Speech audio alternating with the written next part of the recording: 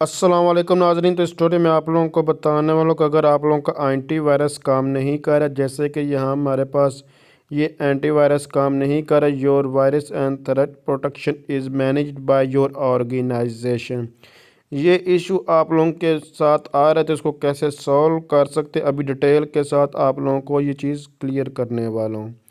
तो इसलिए इस वीडियो को लास्ट तक ज़रूर देखिएगा। आपने इस वीडियो को स्किप नहीं करना, क्योंकि इसमें मुकम्मल डिटेल के साथ आप लोगों को सारी चीज़ें क्लियर करने वाला हूँ। तो आप लोगों ने विंडो 10 है तो सर्च बार में जाकर जस्ट सर्च में लिखना है रजिस्ट्री एडिटर। रजिस्ट्री एडिटर लिखने के बाद रन एज एडमिनिस्ट्रेटर पर क्लिक करके यस पर आपने क्लिक करना है। उसके बाद यहाँ आप लोगों को तीसरे नंबर पर ऑप्शन मिल रहा है लोकल मशीन पर क्लिक करना और सॉफ्टवेयर पर आपने क्लिक करना है। सॉफ्टवेयर पर क्लिक करने के बाद थोड़ा सा नीचे स्क्रॉल डाउन करेंगे, यहाँ देखिए मैक्रो पॉलिसीज़ है और पॉलिसीज़ के अंदर माइक्रोसॉफ्ट है। पॉलिसीज़ के अंदर माइक्रोसॉफ्ट और माइक्रोसॉफ्ट के अंदर विंडोज़ डिफेंडर है। और विंडो डिफेंडर्स के अंदर भी मुख्तलिफ ऑप्शन हैं। यहाँ पॉलिसी मैनेजर देखें, रियल टाइम प्रोटेक्शन है और तीन चीज़ें हैं। तो आपने यहाँ से तीनों के जो भी ये ऑप्शन डिसेबल्ड नज़र आ रहे हैं सबको डिलीट बेसिकली आपने करना है। कैसे करना है अभी आपको वन बाय वन ये चीज़ें करके दिखा देता हूँ। तो ये तीनों है, वन बाय वन इनको अलग-अलग से भी आप डिलीट कर सकते हैं, इकट्ठे भी कर सकते हैं।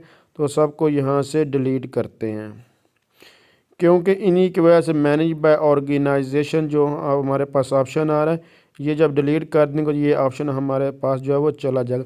ये मेन जो थ्रेट्स है इसको ये ख़त्म करने के लिए बाकी जो आप लोगों को जैसे कि नज़र आ रहा है नाम से ही, तो डिफरेंट जगह से डिफरेंट मेथड से ये बेसिकली मैनेज किया जाता है। एक ओवरऑल होता है और एक स्मॉल लेवल पे।